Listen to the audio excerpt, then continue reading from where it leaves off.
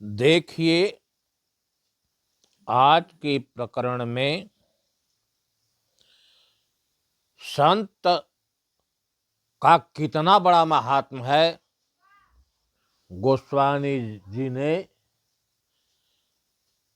संतों से और तीर्थराज प्रयाग का समन्वय किया है। कैसे किया है यह देखिए। मुद मंगलमय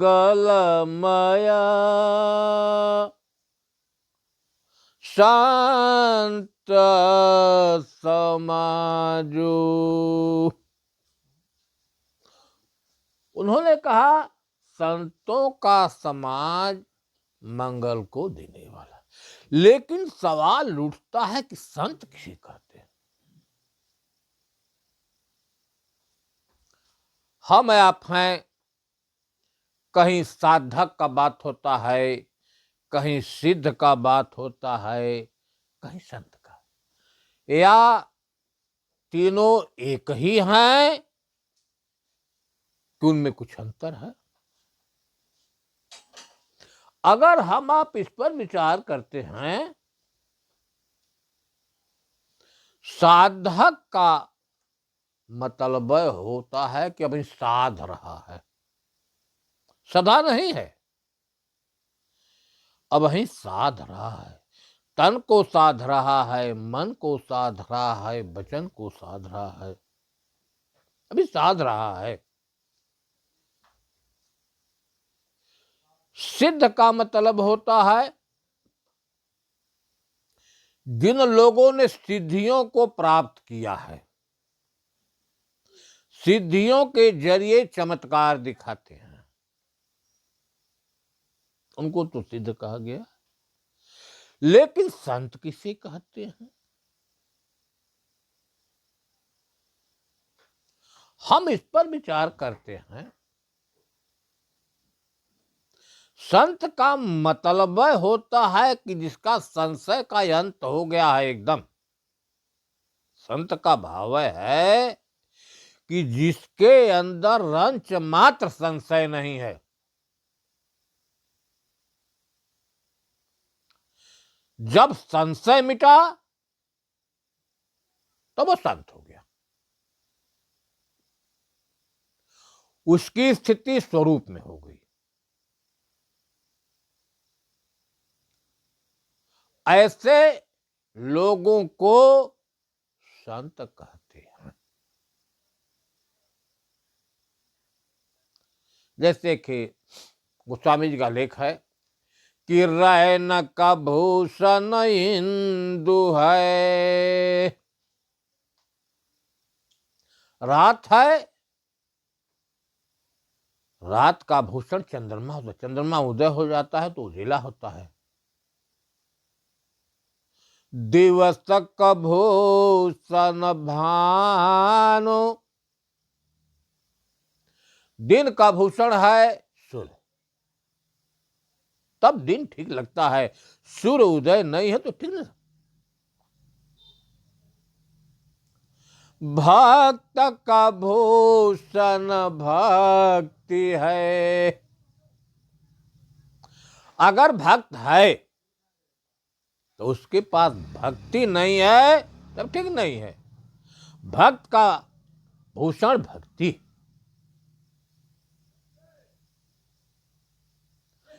अभक्ति का भूषण ज्ञान। भक्ति है तो ज्ञान जरूरी है। हमें किसकी भक्ति करनी है इसका बोध, क्या भला है क्या बुरा है इसका बोध, इसका ज्ञान होना चाहिए, विवेक होना चाहिए। ज्ञान का भूषण त्याग है।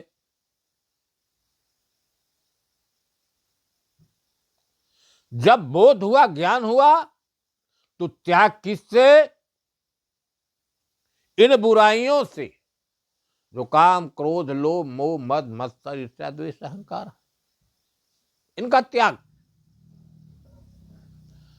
सांसारिक वस्तुओं में रहते हुए भी उनमें आसक्ति का ना होना,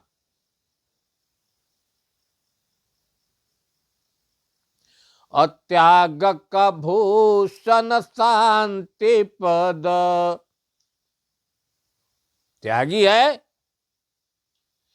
उसका भूषण क्या है? शांत, इच्छा वासना से रहित। किसमें शांत हुआ? तुलसी अमलयदा, जो मल से रहित विकारों से, जिसमें कोई दाग नहीं है। अगर ऐसा है तो एक परमात्मा तत्व, चाहे हम उसको राम कह लें, ब्रह्म कह लें, सतगुरु कह लें, चेतन, अनेक नाम है एक ही का। प्रकृति के अंदर दाग है। दाग का मतलब विकार, परिवर्तन। चेतन एक है जो दाग से रहित, जिसके पास कोई संशय नहीं है। क्यों? कि संशय तब होती है कि कोई परमात्मा है कि नहीं है। संयुक्त बात है, उसकी सारी भ्रांतियां मिट गई हैं, सारा ज्ञान नाश हो गया, यथार्थ अनुभव हो गया। बगैर यथार्थ अनुभव हुए शांति नहीं मिलती। वैसे लोगों को संत कहा गया है। तब गोस्वामी जी ने लिखा कि मुद मंगलमया शांत समाजो। संतों के समाज में सदा मंगल होता है। एक है मंगल, दूसरा का होता है अमंगल। मंगल वह है जिसमें हम अच्छे रास्ते पर चलें, परमात्मा तत्व की ओर बढ़ें। और अमंगल क्या है? जिसमें मंगल नहीं, केवल नुकसान है, अधोगति की तरफ जा रहे हैं, वह मंगल है। तो संतों का समाज जो है मंगल को देने वाला है। संतों के समाज में जाने के बाद अमंगल का नाश हो जाता है, अविद्या का नाश हो जाता है, केवल मंगल।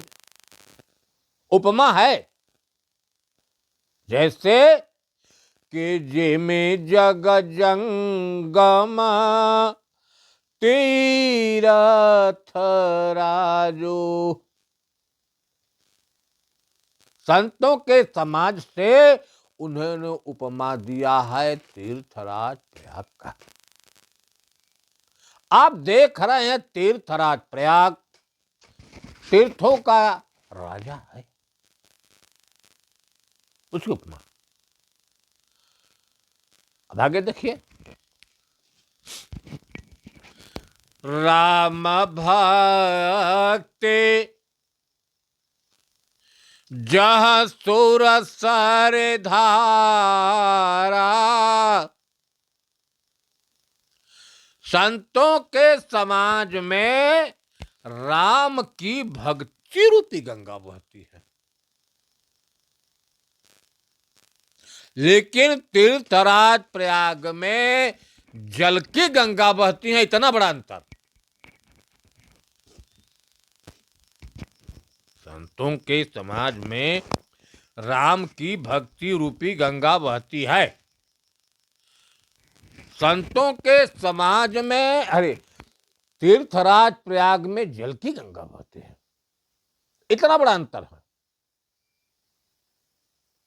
राम भक्ति जहां सुरसर धारा, असारसई ब्रह्म विचार प्रसारा। संतों के समाज में ब्रह्म है क्या? उसका विचार और प्रसार किया जाता है, लोगों को बताया जाता है। ब्रह्म क्या है? हमारे महापुरुषों ने बताया, सत्यम ज्ञान अनंतम ब्रह्म। सत्यम ज्ञान अनंतम ब्रह्म। ब्रह्म जो है सत्य है, वह ज्ञान स्वरूप है और अनंत है। इसका बोध संतों से ही होता है कि वास्तविकता में ब्रह्म है क्या, सत्य है क्या, अनंत क्या है। यह तो लेख है, यह तो भेद है, लेकिन इसके रहस्य को भेद ही जानता है। इस रहस्य को जानने वाले संत हैं।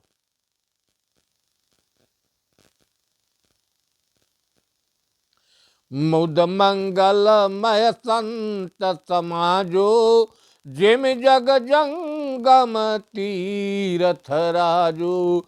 राम भक्ति जासुर सरिधारा, सरसई ब्रह्म विचार प्रसारा। ब्रह्म का विचार और कहे कि विधि निषेध मय काले मलहरनी। राम की भक्ति में कोई विधि विधान नहीं है। विधि का मतलब है कि टाइम निश्चित हो, के समय नहाय के धो के तब भक्ति करा। ना ना ना, कोई विधि विधान नहीं है, उसके न कोई टाइम निश्चित है, कुछ नहीं। वह तो सब ही सुलभ, सब दिन सब देसा है। राम तत्व का कोई विधि विधान नहीं। विधि निषेध, विधि का निषेध है, मना है। मैं मन होता है समता, क्योंकि वह ब्रह्म सब में है, तो सब में एक ब्रह्म है। काली मल हरनी। कली का मल क्या है? विकार, काम, क्रोध, लोभ, मोह, मद, मत्सर, ईर्ष्या, द्वेष, अहंकार, ये विकार हैं, इनको हरने वाली है। आगे बताए कि कर्म कथा रविनंदन बरनी। संतों के समाज में जो कर्म युक्त कथा होती है वह जमुना है, लेकिन तीर्थराज प्रयाग में पानी की जमुना बहती है। कर्म कथा क्या है? भजन करना, सिद्धि करना, साधना करना, जप करना, तप करना, अर्थात जिसमें क्रिया हो, कहा वह जमुना है। आपने देखा कि गंगा में कोई क्रिया नहीं, विधि निषेध, कोई विधि विधान नहीं है। राम की भक्ति में कोई विधि विधान नहीं है, कहा वह गंगा है, लेकिन जमुना में क्रिया गई। यह क्रिया संतों से प्राप्त होती है। आगे बताइए कि हरिहर कथा विराजत बेनी। संतों के समाज में हरि माने विष्णु, हर माने शंकर की जो कथाएं होती हैं, इसकी उपमा त्रिवेणी से दिया। संतों को समाज में हरि और विष्णु, अरे शंकर और विष्णु की जो कथाएं होती हैं, वह त्रिवेणी है। लेकिन तीर्थराज प्रयाग में जल की त्रिवेणी बहती हैं, इतना बड़ा अंतर है। वहां से संतों का समाज जो है सर्वोपरि है। आगे बताए कि बटु विश्वास अचल निज धर्मा। जो इलाहाबाद में तीर्थराज प्रयाग में जो बट का वृक्ष था, लेकिन संतों के समाज में बट का वृक्ष का है विश्वास। किस पर विश्वास? अचल निज धर्म। धर्म क्या है? जो धारण करने योग्य है, जिसको धारण करने से मानव का उत्थान हो, मानव भव बंधन से छूट जाए, वही धर्म है। धर्म न दूसर सत्य समाना, आगम निगम पुराण बखाना। वही गोस्वामी जी ने लिखा कि सत्य के समान कोई धर्म नहीं। एक सत्य है और एक असत्य है। सत्य को अगर हम धारण करते हैं तो जन्म मरण के प्रवास से बच जाते हैं, और असत्य को धारण करते हैं अर्थात प्रकृति को, तो हम जन्म मरण के प्रवाह में चले जाते हैं। इतना बड़ा अंतर। विश्वास के साथ सत्य को धारण करना यही धर्म। बटु विश्वास अचल, जो चलायमान नहीं है। प्रकृति चलायमान है, परमात्म तत्व चलायमान नहीं, राम तत्व चलायमान नहीं। एक रस रहने वाला शाश्वत है, उसमें स्थिति, यही धर्म। तीरथ राज समाज सुकर्मा। तीर्थराज की उपमा किससे गई है? संतों में जो सुकर्म करने वाले लोग हैं, वो उनकी उपमा तीर्थराज से दी। तीर्थों का राजा है। अच्छे कर्म करने वाले कौन लोग हैं? बुरे कर्म कौन हैं? कि परहित सारे सधर्म नहीं भाई, अपर पीड़ा सम नहीं अधमाई। जो दूसरे को सुख देने वाले हैं, जो दूसरे की भलाई करने वाले हैं,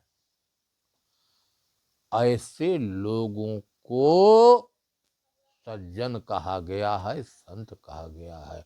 और जो लोग दूसरों को दुख देते हैं, उनको दुष्ट कहा।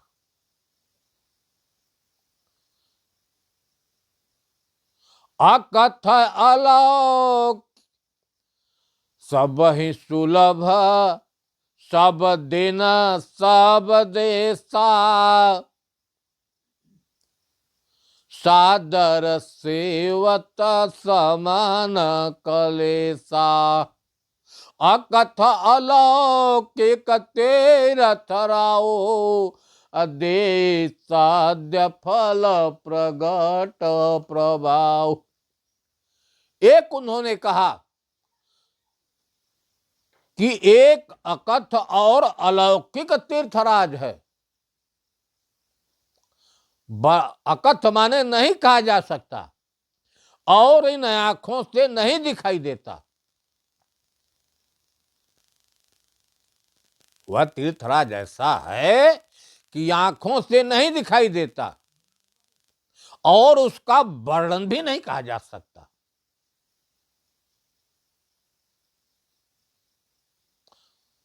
वह सब दिन है, सब देश में है, सबको सुलभ है। वह अकथ अलौकिक तीर्थराज। वह है कौन? अर्थात देखा जाए जो अकथ और अलौकिक है वह है राम तत्व, जिसको हम चेतन भी कहते हैं, ब्रह्म भी कहते हैं, हरि भी कहते हैं।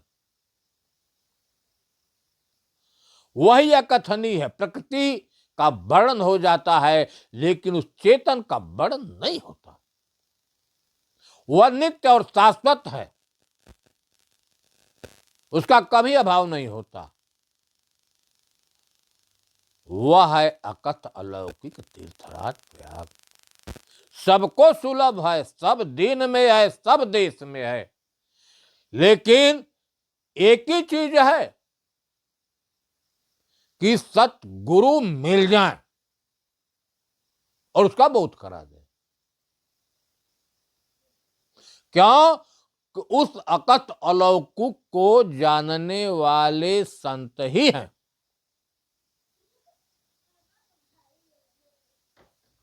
हरि दुर्लभ नहीं जगत में, हरिजन दुर्लभ हो। हरि हेरा सब जग मिले, हरिजन कहीं कहीं हो। वही तीर्थराज प्रयाग तो सर्वत्र है, लेकिन उसको जानने वाले बिरले दुर्लभ होते हैं। सुनि समुझाई मन मुदित मन, मां जहियते अनुराग। लहि चार फलय छत तन, साधु समाज प्रयाग। आपने देखा अगले में था मुद मंगल में संत समाजू, लेकिन यहां गोस्वामी जी लिखा कि साधु समाज प्रयाग। संत न लिखकर साधु लिखा। साधु में क्या मिलता है? चार फल, धर्म, अर्थ, काम और मोक्ष साधु में मिलता है। संत में क्या मिलता है? संत केवल एक ही रास्ता बताते हैं, कैसे भवबंधन से हम छूट जाए। लेकिन साधु के पास जाएंगे तो धर्म का भी विधि बताएंगे, अर्थ का भी विधि बताएंगे, काम का विधि बताएंगे और मोक्ष की भी विधि बताएंगे। लेकिन लोग जब उसमें स्नान करें, लहै चार फल अछतन साधु समाज प्रयाग, या साधु रूपी समाज में मिलता है। तब आगे बताए क्या कि मज्जन फल पेखिय तत्काला। मज्जन माने स्नान। स्नान क्या है? साधुओं के संग रहना, उनकी वाणी को सुनना, उस ढंग से अपने को बरतना, यह स्नान है। मज्जन फल पेखिय तत्काला, का कहो ही पिक बकऊ मराला। कहते हैं कि कौवा जो है कोयल हो जाती है, दोनों काले हैं, लेकिन कौवे और कोयल में बड़ी, कोयल की वाणी सबको प्रिय लगती है, लेकिन का की वाणी किसी को टट्टर बोलता है, नहीं प्रिय। काक हो ही पिक और बकऊ मराला, बकुला हंस हो जाता है। हंस और बकुले में कितना अंतर है? बकुला खाने वाला है मांस, कीटाणुओं को खाता है, कीड़ों को, मछलियों को। लेकिन हंस क्या करता है कि दूध का भी निर्वाह कर देता है। दूध में पानी और दूध दोनों होता है, पानी को अलग कर दूध को अलग। उसी प्रकार संगत की वजह से दुष्ट भी संत हो जाते हैं, दुष्टता को छोड़ दें। सुनिया चरज कराए जन कोई, सतसंगति महिमा नहीं गोई। लोग सुनकर आश्चर्य न करें, क्योंकि संतों के संग की महिमा नहीं गोई है। कैसे? जैसे कहें कि वाल्मीकि नारद घट जोनी, निज निज मुखन कहे निज होनी। इनकी उत्पत्ति कैसे है? प्रथम वशिष्ठ उर्वशी से जन्म लीन हो, धैमर की कन्या से व्यास जन्म पायो है। घट से कुंभज और गौ से गौतम रे से, कोलिन से वाल्मीकि पालन करायो है। दासी से नारद और हरणी से श्रृंगी। कहने का है कि उनकी उत्पत्ति को देखिए, इनका पैदाइश कहां से हुआ है, और जब संतों का संग इन लोगों ने किया तो कितना महान हो गए।